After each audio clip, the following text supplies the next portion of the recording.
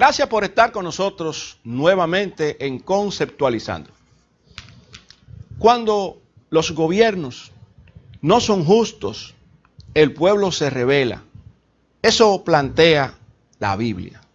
Lo puede encontrar en sus proverbios, en algunos salmos. Y yo creo que es una gran verdad. Llega un momento en que los pueblos se cansan de los abusos que a veces se pueden cometer. Ahí viene el lobo, el tabú de siempre, el cuco, viene el lobo y a veces no hacemos caso hasta que el lobo llega. Y ese breve cuentecito del lobo, pues yo lo quiero correlacionar un poco con nuestra América. Ahora tenemos la Cumbre de las Américas en Perú.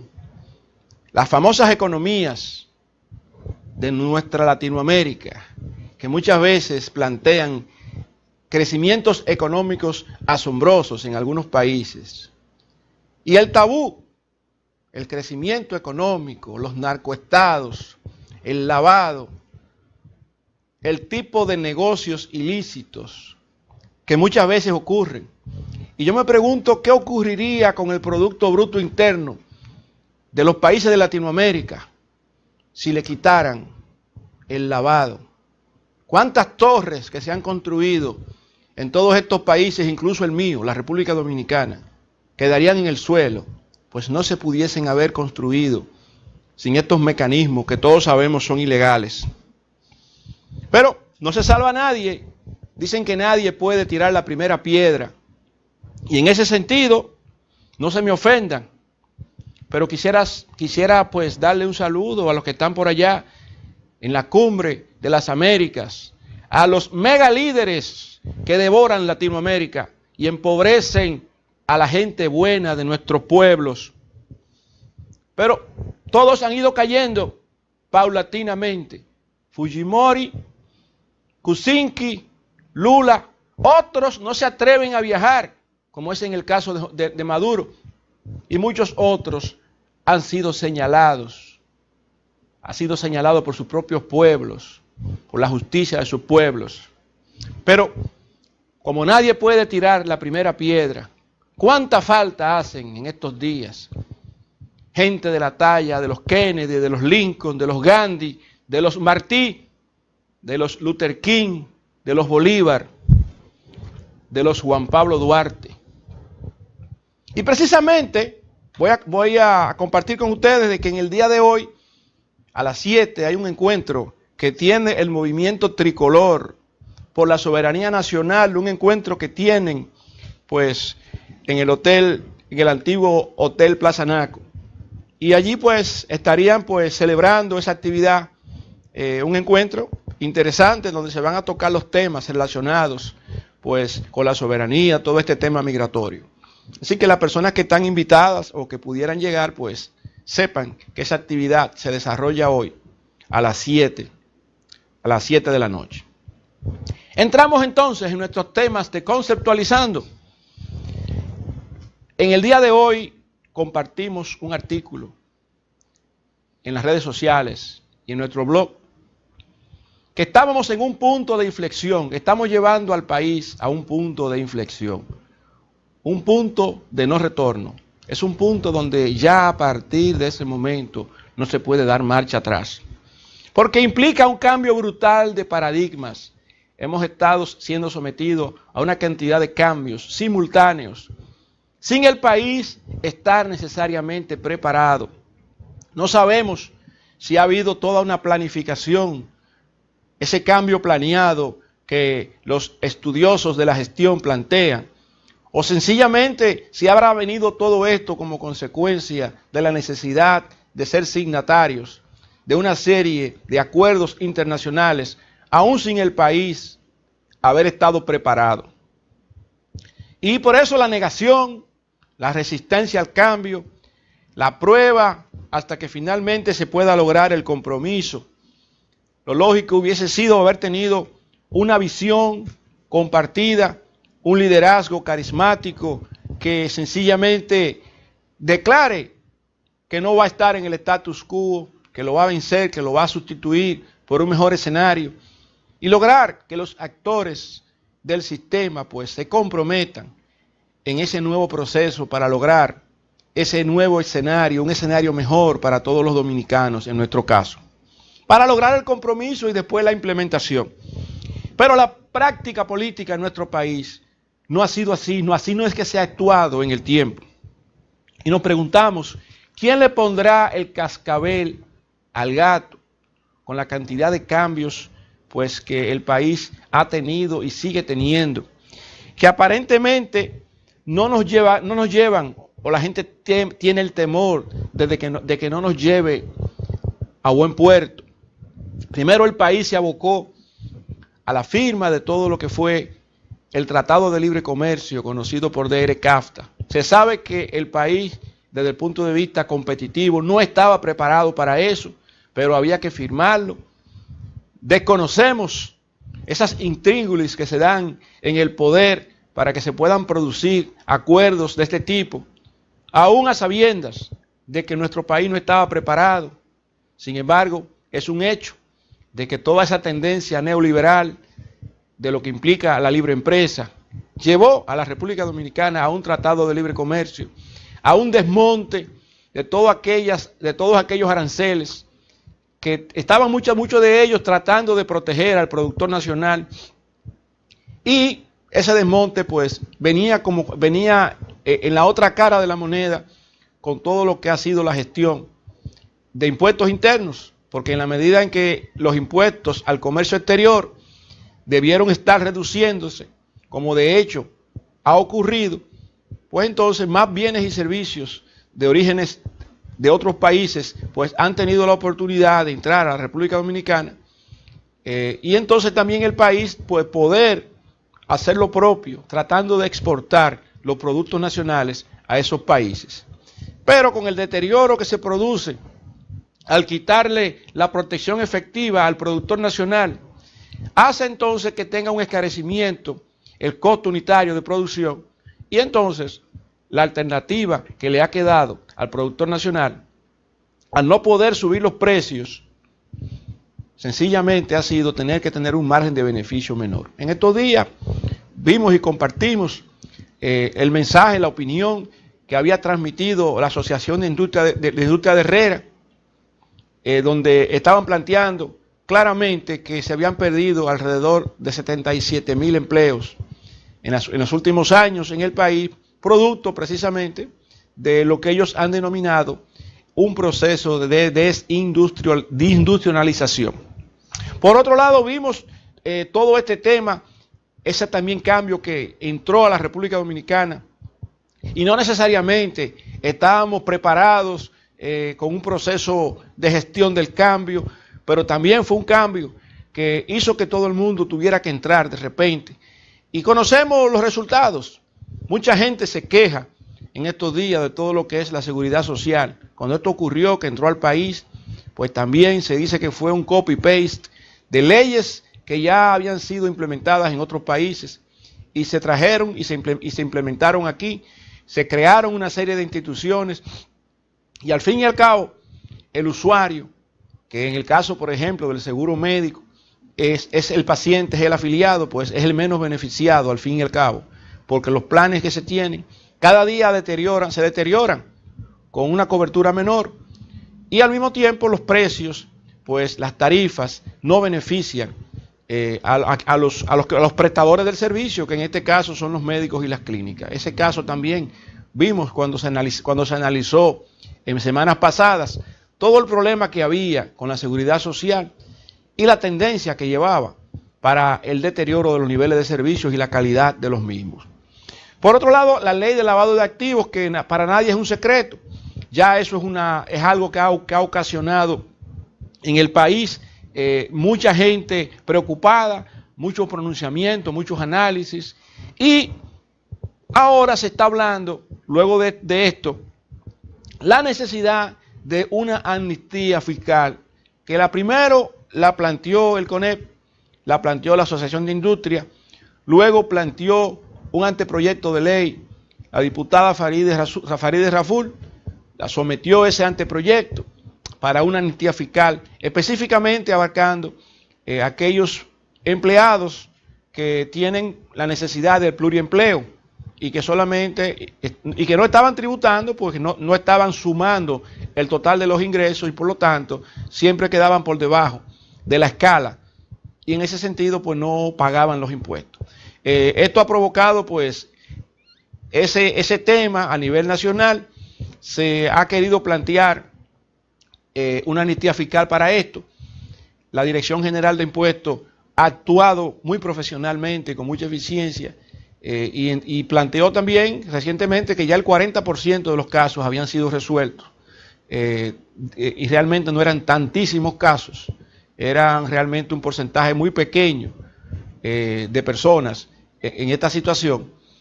Y no solamente eso, sino que además se le ha dado un tratamiento especial, se han descontado recargos, se han hecho planes, todo esto. El tema fundamental no era este, sino que ahora se está planteando una ley de sincerización del patrimonio.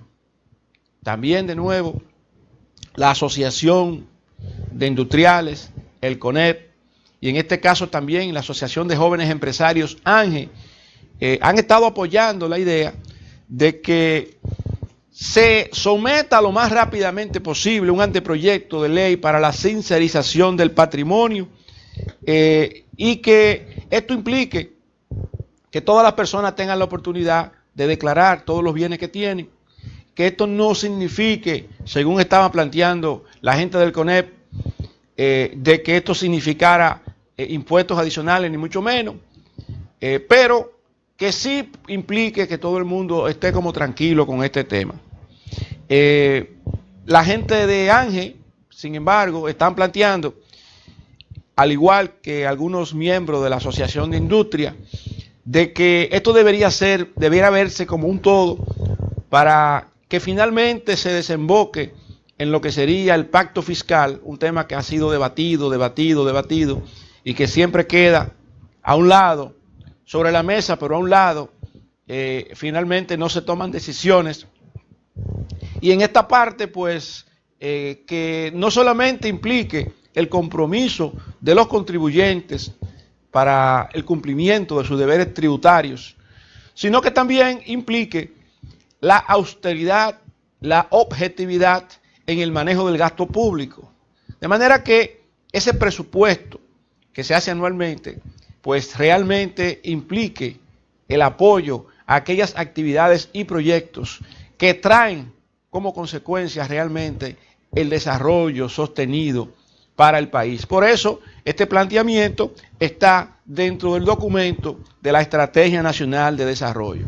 Ha sido siempre un tema que, así como se quieren mejorar las recaudaciones fiscales, también el Estado, el gobierno, tenga austeridad en el gasto y que una serie de gastos que sabemos se dan, tarjetas de crédito y una serie de cosas, gastos adicionales, salarios adicionales y una serie de cosas que se dan, nominillas que se denuncian, abusos en el uso de los recursos del Estado que también se denuncian, pues todas estas cosas estén bajo el control, de manera que no se tenga como norte gastar todo lo que dice el presupuesto, sino que si gastando menos se logran producir o se logran implementar todas estas actividades que permiten el logro de metas. ¿Por qué hay que gastar todo el dinero? Porque está en un presupuesto. Hay que irlo sometiendo a una profesionalización en lo que es la gestión de las finanzas públicas. Si los ingresos no nos permiten a nosotros ciertas cosas, ¿por qué tenemos que insistir teniendo que lograr más y más endeudamiento? Y entonces con la debida transparencia, para que el pueblo tenga la seguridad, la certeza de que su dinero tiene una devolución hacia la sociedad, que era en definitiva el planteamiento que se estaba haciendo de que este tema de la sincerización del patrimonio sea parte de lo que sería el pacto fiscal. Desde nuestra óptica, lo que debería existir realmente sería una amnistía fiscal integral. Llámesele como se le quiera llamar, pero que esta amnistía fiscal permita no solamente a los empresarios, sino también a las personas físicas de todo el país, ponerse a cuenta. Y entonces, no con el objetivo de decir borrón y cuenta nueva, ni mucho menos, pero sí mucha gente que desconoce, que no tiene conocimiento, haga la redundancia, de muchas causas que se deben hacer, de muchos cálculos, todo este tema y toda esta burocracia que existe, pues también tengan la oportunidad para que, poniéndose a cuentas, teniendo más información, pues ya en el próximo año, pues las personas estén cumpliendo en un porcentaje mucho mayor sus responsabilidades tributarias. Continuamos en breve con ustedes, conceptualizando. Seguimos con ustedes conceptualizando.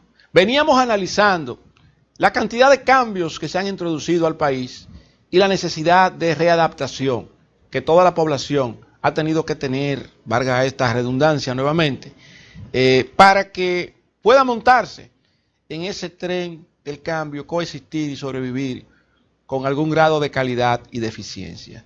Sin embargo, no ocurrió igual con el caso de la ley de partidos. Ya la ley de partidos fue aprobada en una primera lectura por el Senado, tal como se ha dicho en la prensa. Hay todo un debate nacional con este tema. Lo único que no se incluye, obviamente, son las candidaturas independientes. Siempre los partidos políticos tendrán el control del país.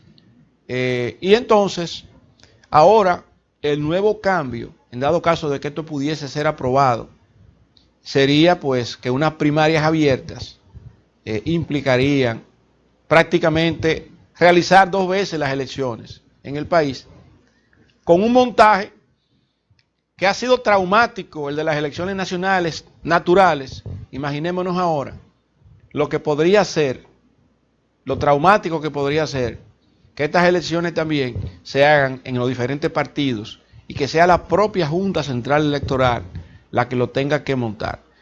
A mí me parece impracticable esta parte desde el punto de vista logístico, pero en adición a esta parte logística, me parece que le estaríamos quitando el poder legítimo que tienen los ciudadanos y es la libertad de asociación.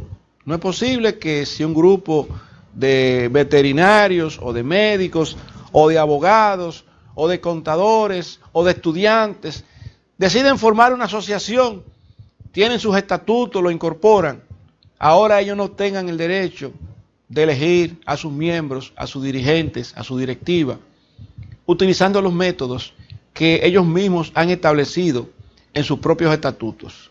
Esto de que ahora se tengan que obligatoriamente cumplir con una normativa que haga igualitario a todos los partidos políticos en el sentido de sus primarias, de la selección de sus dirigentes, de la selección de sus candidatos, pudiera ser un sueño desde un punto de vista, pero además de impracticable, pues le crea una cantidad de problemas a los mismos partidos políticos, porque no todos tienen los recursos para poder manejarse de esa manera. No todos se van a sentir cómodos con esa potencial realidad de que personas que nunca han pasado por el partido vengan a votar y vengan a tomar decisiones. O sea, realmente estamos prácticamente creando un caos con esto que se quiere implementar en dado caso de que se apruebe de primarias abiertas. Además de que pudiera ser un caos, pudiera haber mucha abstención, pudieran haber personas dirigidas por otros grupos que son dirigidos para ir a votar a un partido al cual no pertenecen, incluso para ir a crear un desorden. ¿Cuántas veces han habido aquí en nuestro país desórdenes en situaciones electorales? Tanto de convenciones, de partidos, como de las elecciones mismas. Entonces, esta situación, como se está planteando, además de impracticable, y ojalá que la Cámara de Diputados, pues, el conflicto se dé ahí y que la ley no pase. Pero a mí me parece que se sabe que es impracticable y que es una cortina de humo más de la que se sueltan al ruedo, al debate, para finalmente seguir sin aprobar la ley de partidos y que se culpe entonces a los demás por su no aprobación, sabiéndose de antemano que la ley de partidos, suponiendo de que el tema de las primarias no fuese el escollo, pues pudiera traer como consecuencia elementos positivos para el quehacer político del país. Cosa que quizás no conviene a los grupos que insisten en fomentar el caos en esta parte. De hecho, el mismo expresidente de la República, Leonel Fernández, recientemente hizo sus comentarios muy vehementes en el sentido de que existe una sentencia de la Suprema Corte de Justicia que en aquel momento tenía el carácter constitucional, donde la ley específica que hablaba de las primarias abiertas y simultáneas fue derogada. De manera que legalmente, por una sentencia que tiene carácter constitucional, las primarias son cerradas y las hace cada partido político. Ahí vino incluso el comentario de uno de los senadores que no apoyó esta moción en esa primera lectura, diciendo que realmente estaríamos planteando con esto un conflicto constitucional con este tema, ya que una ley orgánica no podría estar por encima de una sentencia constitucional. Ahí ya el debate jurídico comenzará. Habrá que pensar y esperar cuál va a ser el planteamiento, la decisión que tomará la Cámara de Diputados, y a partir de ahí pues veremos cuál será el destino de la ley de partidos. Pero en el contexto de lo que es el cambio, gestión del cambio, todos los cambios que la República Dominicana ha tenido que sortear, está también ese cambio. Pero un cambio, sin embargo, que pudiera convenirle al pueblo, como hay algunos que se saben, no se dan.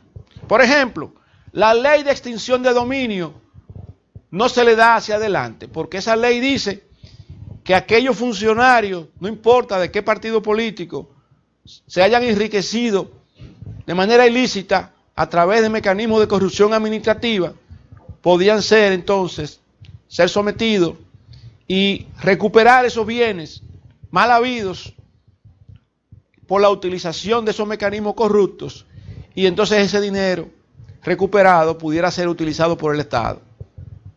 Esa ley, obviamente, está engavetada, no sale. La mencionan de vez en cuando, pero se queda ahí. Se mencionó que podría estar en esta legislatura, cuando se cerró la pasada legislatura, pero, como se dice, nadie afila cuchillo para su garganta. Les aseguro que solamente con la tercera parte de lo que se pudiera recuperar, se estaría pagando la deuda externa de nuestro país y sobraría algo de dinero para bizcocho, chicle y pastelito. Pero esa ley no le interesa a quienes ostentan el poder, no necesariamente partido de gobierno. Poder me refiero a quienes se han beneficiado de estos dineros mal habidos y que no le conviene que una ley como esta se apruebe y se implemente. Por otro lado, ya está la ley de excepción de Estado que se está discutiendo. Ya se está discutiendo seriamente esta ley. De esto hablamos el otro día. Esto es no temené, porque con el tema del estado de conmoción interna, cualquier situación incontrolable, cualquier situación que implique un movimiento popular, descontento con tantas cosas como la que estamos comentando, pues tengan una explosión o una poblada como la que pasó aquí en el 84. La situación del 84 era más sencilla que la que tenemos ahora. Y sin embargo, aquí en el país hubo una situación donde se dice que hubo más de 1.000, 2.000 muertos en 2 o 3 días en la ciudad de Santo Domingo y en otras ciudades del país, por la misma situación económica y el mismo estrangulamiento de la economía, por el mismo empobrecimiento y deterioro de la calidad de vida de la gente. Por eso comencé hablando de que estamos llevando al país a un punto de no retorno. Y hay que tener mucho cuidado con esto. Son demasiados cambios juntos al mismo tiempo, sin una educación previa. Y eso es peligroso. Eso es peligroso. Así tenemos también el otro cambio que está, que tiene en jaque a la gente, pues todos los días comienzan a verse situaciones en nuestras calles y tiene que ver con la seguridad vial, todo el tema Intran, todo el tema de los AMET, todo el tema de los conflictos que a veces se dan en las calles, discusiones entre civiles y esos agentes de AMET, multas que pudieran ser merecidas o no, pero manejos impropios, gente que han sabido sacar pistola, mucha gente aburrida y harta en este país de los problemas que existen. Y cuando les rodeamos ahora a esa misma gente, todas estas situaciones que estamos planteando, lo que estamos echándole más leña al fuego y más leña al fuego. Parecería que de ser ciertos los análisis que se han hecho de las encuestas, las últimas 2 o 3 encuestas, han dicho prácticamente lo mismo.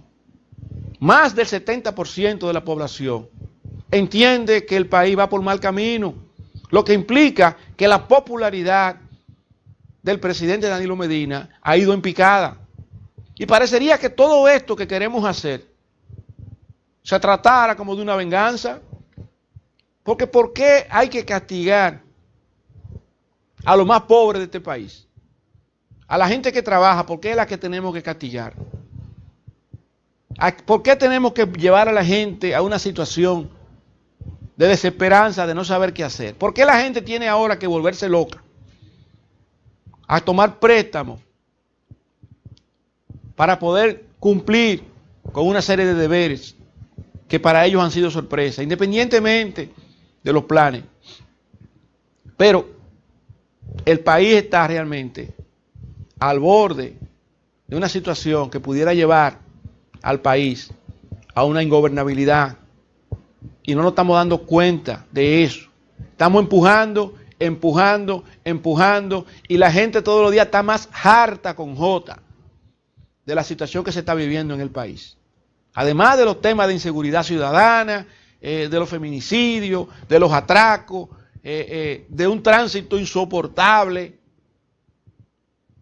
Todos los días la gente tiene que pasar el Niágara en bicicleta, como dicen, para moverse de su casa, ir a su trabajo, con los dedos cruzados porque no sabe si en el camino lo atracan, o lo detienen, o le crean un problema, o se encuentra con un imprudente que crea una situación. Entonces, hay mucha gente aburrida en la calle y viene como consecuencia precisamente de todos estos temas irritantes. Y cada día queremos introducir cosas que también irritan. Y en ese sentido tenemos que tener mucho cuidado.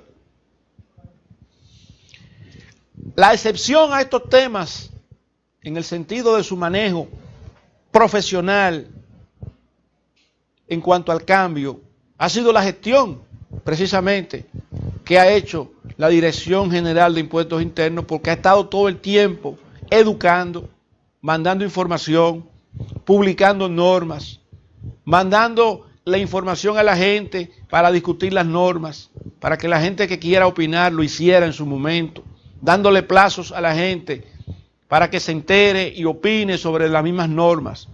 Todo esto fue publicado no solamente en los medios de circulación nacional en cuanto a periódicos, prensa escrita, sino también en las redes sociales. Todo este tema de los nuevos comprobantes fiscales también es un cambio nuevo, pero todo esto fue anunciado con suficiente tiempo. Y el proceso educativo también se siguió en las redes sociales, en los medios de comunicación, en conferencias de prensa.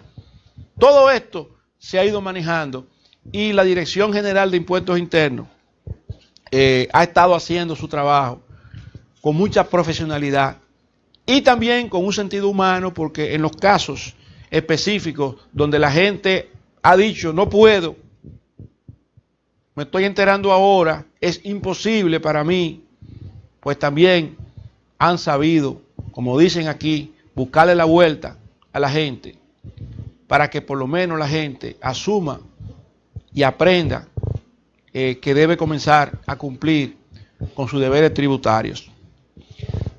Vamos a hacer nuevamente una pausa y continuamos con ustedes en breve en Conceptualizando.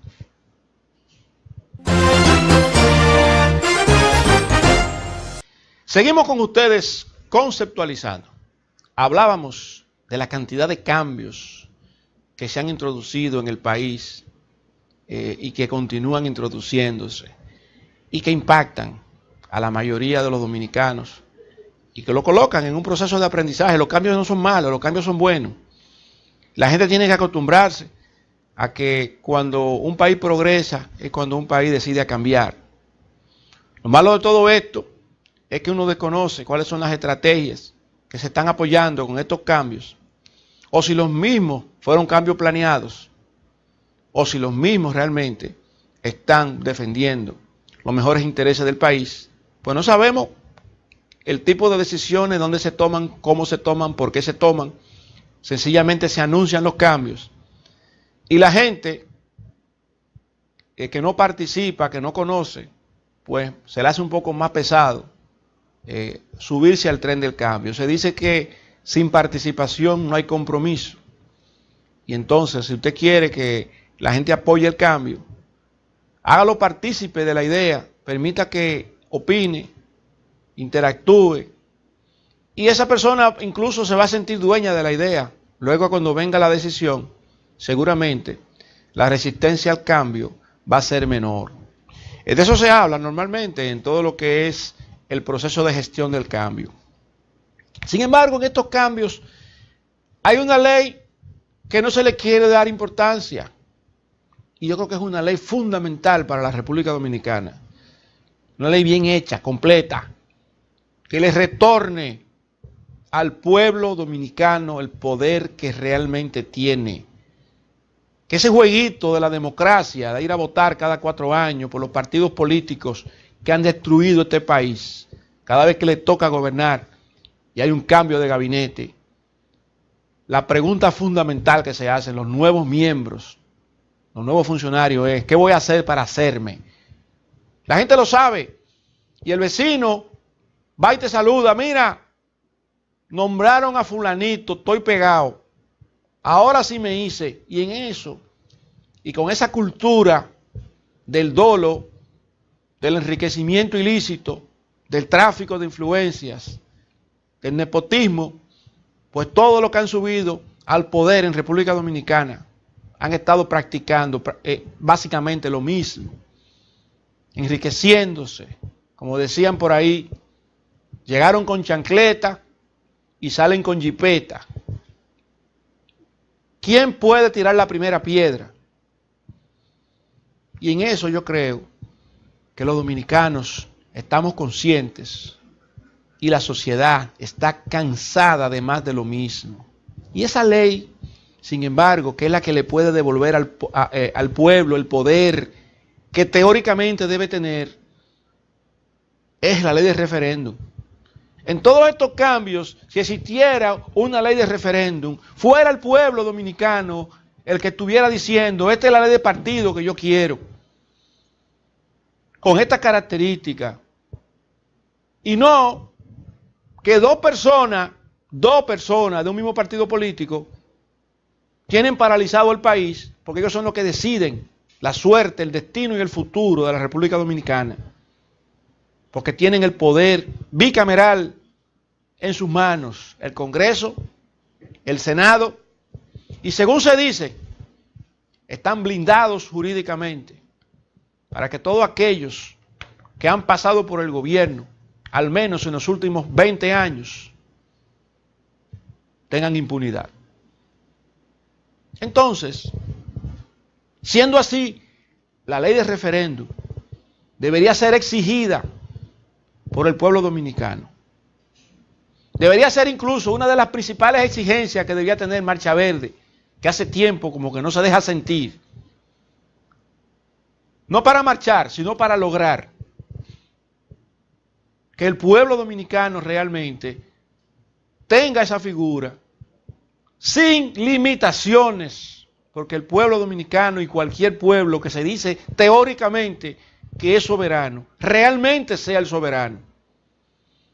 Que cualquier decisión tomada pueda echar hacia atrás debido a que el pueblo decida que debe echarse hacia atrás. Que se creen entonces los mecanismos para que esto pueda aplicarse, para que este jueguito de la democracia en la República Dominicana termine, para que el principal objetivo y meta que tenga cualquier partido político que llegue al poder sea mejorar la calidad de vida de la mayoría y hacer más feliz a los dominicanos. A ninguno les ha interesado esto, pues lo único que les ha interesado siempre ha sido enriquecerse, resolver su problema personal de sus hijos, de su familia, de sus amigos y de sus nietos también, con una serie de leyes que les protegen para siempre. Y no solamente aquí, allí en la Cumbre de las Américas también hay unos cuantos, para no decir que la mayoría de los que están representando sus países también han pasado por lo mismo. Y también esos pueblos latinoamericanos sufren por lo mismo, por los abusos de los gobiernos que les han tocado. Latinoamérica ha sufrido mucho, nuestro país también. Y tampoco tienen esa posibilidad, porque quienes manejan la cosa pública, quienes deciden quién es presidenciable y quién no, en nuestros pueblos, se encargan precisamente de dificultar el tránsito y el paso de gente que valga la pena. Y por eso nuestros pueblos tienen que conformarse siempre con votar por el menos malo. Nunca se puede votar por el mejor. ¿Ustedes recuerdan alguna vez en este país que se haya votado por el mejor? Siempre la gente le plantean en esa campaña electoral y la gente comienza a restar aquí y restar allá. Al final, su selección es la persona que menos daño entiende le puede hacer a sus intereses personales, a su familia, a la sociedad o al país. No se está pensando en quién puede aportar las mejores ideas, los mejores proyectos, los mejores cambios. No, no. ¿Quién me puede hacer menos daño? ¿Quién me conviene a mí para yo resolver mi problema? Por eso es que la gente vota aquí en la República Dominicana.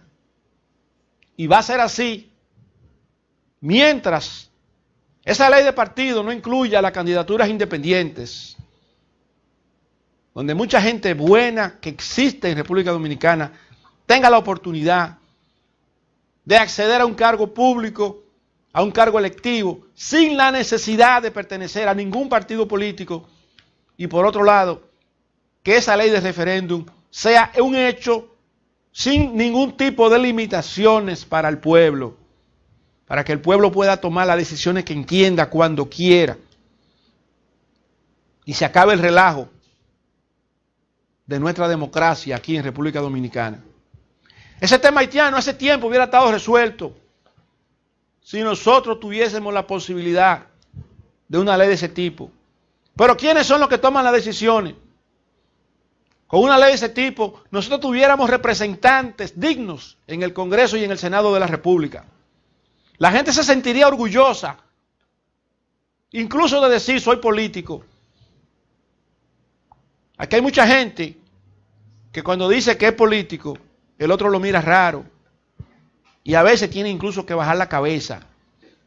Porque la actividad política en nuestro país y en Latinoamérica, allá los que están en la cumbre lo saben, se ha prostituido. Lo que menos importa es favorecer al pueblo. Y ahí ustedes ven los casos. Fujimori, Kuczynski, Lula. En México han pasado situaciones, en otros países, en Ecuador estaban acusando el otro día a Correa por lo mismo. La retórica, la demagogia, el discurso político y las falsas expectativas y sueños vendidos a un pueblo miserable, un pueblo pobre, que con el mismo clientelismo político de aquí han permitido que en esos países lleguen al gobierno para también enriquecerse. Pobre Latinoamérica y pobre República Dominicana, si no logramos que los cambios verdaderos que necesita el país se den. Pero, ¿quién le pone el cascabel al gato? La República Dominicana merece otro destino. Se habla, por otro lado, de comicios transparentes. La Junta Central Electoral ha prometido unos comicios transparentes. En otro periódico se habló, en lugar de transparencia, equitativos. No es lo mismo equitativo que transparente. Porque lo que es transparente, no importa a quién beneficia el resultado, es transparente. Lo que es equitativo pudiera ser que se propicie una negociación. Y aunque los resultados sean otros, esa negociación permita a un ganador. Fue equitativo, nos pusimos de acuerdo, negociamos. Hay un tranque electoral, pero negociamos. Y como negociamos, no hay problema. La transparencia implica necesariamente que se puedan contar los votos en el año 2020. Que no desaparezcan las urnas. Que se le dé una protección y un seguimiento a cada urna electoral para que tenga que regresar con todos sus votos íntegros, para que puedan ser recontados en caso de ser necesario. Esa debería ser la logística que debería estar persiguiendo la Junta Central Electoral ante el fiasco y el fracaso que fue la elección del 2016, con todos estos temas de escáner, captahuellas, sistemas semiautomatizados, y ahora con esta ley de partidos que aparenta intentar un caos con esto de las primarias abiertas y simultáneas, doblegando el trabajo que estaría haciendo la Junta Central Electoral, cuando normalmente el trabajo de las primarias y de las convenciones las tienen los propios partidos políticos. ¿Qué es lo que queremos? ¿Qué situación es la que queremos crear en la República Dominicana? Parecería que hay intereses que les interesa en el país el caos. No sé con qué fines. No quiero ni siquiera opinar sobre ello para que no nos acusen de xenófobos. Pero ahí está el tema electoral. Y también la calidad de las boletas. Esas boletas hay que revisarlas. No es posible que en una urna aparezcan más votos que votantes, como ha ocurrido en otras ocasiones en la República Dominicana. Como ustedes pueden ver, nuestro país tiene una serie de situaciones que invitan a la reflexión, que invitan a hacer un alto, mirarse un poco, analizarse un poco y replantearse haciéndose una sola pregunta. ¿Qué es lo que queremos como país? Continuaremos en breve con ustedes, conceptualizando. Seguimos con ustedes ya en esta parte final del programa del día de hoy, en Conceptualizando. Iniciamos con una cita bíblica que dice: cuando los gobiernos no son justos, el pueblo se rebela. Yo no quisiera que nuestro país cayera en una situación de ingobernabilidad. Sin embargo, sí hago un llamado al presidente de la República y a su actual gobierno para que haga un ejercicio de introspección, haga un alto en el camino, pues estamos a medio término, para que entonces se retomen aquellos proyectos que realmente valen la pena, se revisen todas estas medidas que se han estado planteando, implementándose, divulgándose, y que están creando y han creado tanto desasosiego en el pueblo dominicano, para que se confirmen aquellas cosas que realmente son ineludibles, que piense seriamente en esta situación del tema haitiano, para que sostenga una posición como comandante en jefe de las Fuerzas Armadas, creíble, que nadie pueda señalar ni dudar de su accionar en esta materia.